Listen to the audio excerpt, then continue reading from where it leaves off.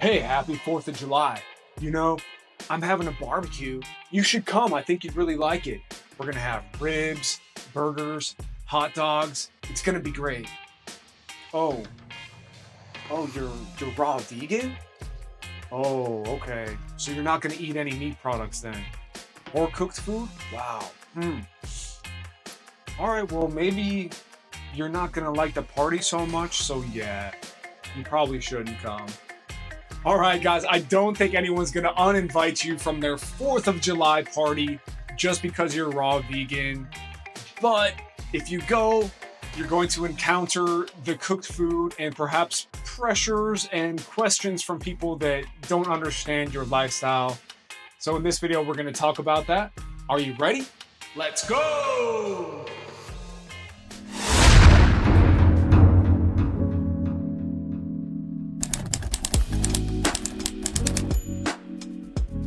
What's up, Raw Rebels? Happy 4th of July. Blake here. Welcome back. I help people look, feel, and function their best by adopting a raw vegan lifestyle and consuming more raw foods as a part of their diet. Now, today is a very special day, Independence Day, the 4th of July.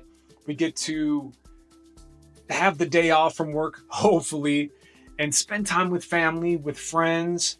And with that comes a lot of barbecues, parties, get-togethers, potlucks, where people are bringing their food, a lot of it which is cooked, and a lot of animal products as well. And so, of course, we're going to want to go and spend time with these people that we care about. And we can't expect everyone to live the way that we live or even understand how we live. And that can create an interesting social stigma when we're perhaps feeling pressured. Oh, try my casserole, try the ribs, try the burgers, and you're like, oh, no thanks, no thanks, no thanks, no thanks. And then people are starting to wonder, oh, what's wrong with Blake, or what's wrong with you that you're only eating bananas and oranges and perhaps a light salad with, animal product free dressing, no ranch or anything like that, or blue cheese. And this is what I want you guys to do. I want you to get comfortable in your own skin, get comfortable with the way that you eat, and be confident that this is the lifestyle that is the most optimal for your health and happiness, and that you're not going to back down and consume these things just to make other people feel good or to make other people feel comfortable around you. That's why I always say that this way of life is a huge mirror and a huge revealer. This really reveals how people take you, and they might be more judgmental than you would care for them to be towards you, and that might affect the distance of which you keep them in your social sphere. Maybe that creates a little bit more distance between them. Give you guys a quick example. I have a couple friends, and we haven't really, talked a whole bunch about this. And when one of the friends found out about it, they're like, "Oh man, well, cooking food for people and sharing food, that's a huge part of my life. So I just don't know how we're going to hang out, being that you're raw vegan and you're not going to eat any of my food." And I was like, okay, fair enough. I totally get it.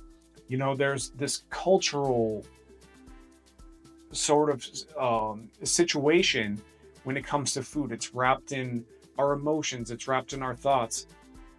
Addiction to food, everybody is addicted to food.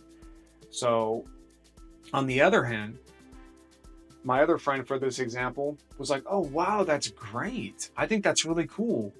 You must be really healthy. You must be really energetic and clean. And I think that's really cool for you." And I was like, wow. Okay, both of these people are not raw vegans, but you can see how one person responded versus how the other person responded. And quite frankly, I'm going to be spending more time with the people that are supportive of my lifestyle. Now, the second thing, do you bring this up even in the first place? That's up to you guys. All right. The way that I do it is I say, yeah, I don't eat any cooked food or animal products. I just kind of like put that out there as a feeler and see how people respond. If people are just like, whoa, that's way over my like where I want to go right now with my thoughts. I just want to like drink some beer and watch some whatever sport is on right now and just enjoy lighting off some fireworks and things like that. Okay, cool. But if people are showing interest, you say, yeah, I don't really eat animal products or cooked food, and they respond with, oh, really? You mean you don't eat any cooked food? That's kind of cool. Like, why do you do that? Like, what does that feel like? Like, how did you come into that? And if they're showing interest, then go ahead and tell your tale to them. But the way that I like to do it is not in a preaching sort of way. For example, I'm very interested in spirituality. I'm interested in all spirituality. My grandfather is a very devout Christian, and I love learning about the tales of the Bible and the lessons and sort of like real world examples that it gives on how you can avoid pitfalls in your own life and achieve a higher degree of spirituality. The problem is whenever we would have that discussion and talk about, his religion and stories in the Bible, it would just be pressure. You have to accept Jesus as your savior, again and again and again. And it that was just his communication style. But for me, I found that to be off-putting. So I try not to preach too much about this lifestyle. But what you can do is you can give your own anecdotal, real world examples.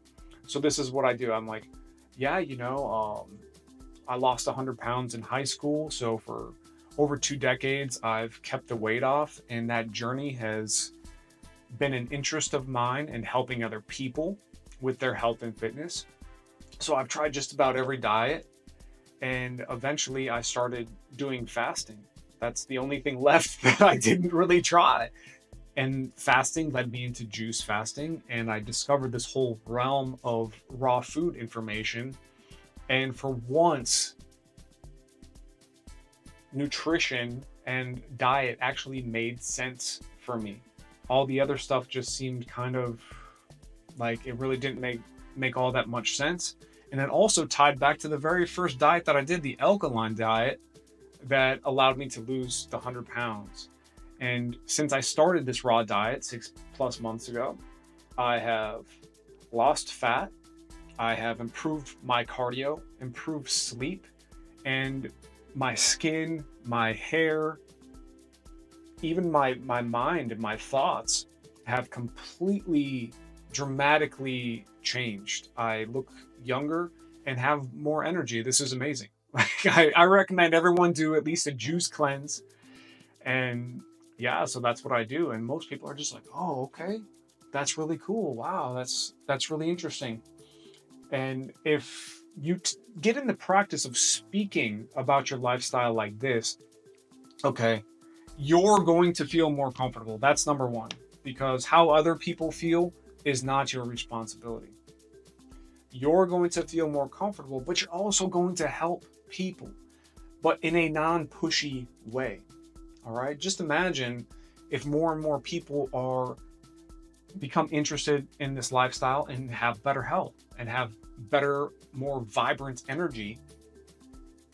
And then they start growing gardens in their backyard, or they start feeding their kids a healthier diet. And then their kids have less problems at school. These little examples that I'm giving you guys are real world quality of life factors that make a huge difference in somebody's day to day. Most people just kind of go with the status quo because they think that, you know, what they were taught about the SAD diet or the food pyramid is, you know, we're just a victim of that. We have to do that. That's what science tells us. And if we experience these health problems, then we go to the doctor, and then the doctor then tells us what to do. So you see how people have been conditioned to get their knowledge from other people that are thinking for them. Okay? This way of life teaches you critical thinking, and when you apply that knowledge, it becomes wisdom.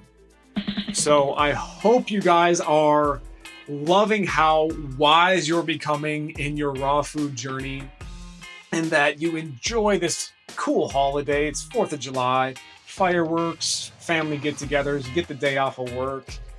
Reflect back to the beginning of the year, since it's been, you know, 6 months. It's a good halfway mark to set some goals of how you want to finish the year, and just be chill and comfortable in your own skin as a raw vegan. Don't succumb to any peer pressures that people want you to try, you know, cook food or animal products, and you're not comfortable and ready to do that right now. And if people ask you about it, just speak anecdotally from your own life experience, and don't care either which way if they're interested or not, because just you being you in an environment where people are not privy yet to this way of life, you might start touching different people's lives in unexpected ways, and that just makes everybody better, and that makes humanity better. So yeah, thank you guys so much. Go ahead and click the link below, rawfood.lifestyle, to get your freebie grocery list, as well as book a free consult with me. And until next time, guys, I will talk soon. Peace.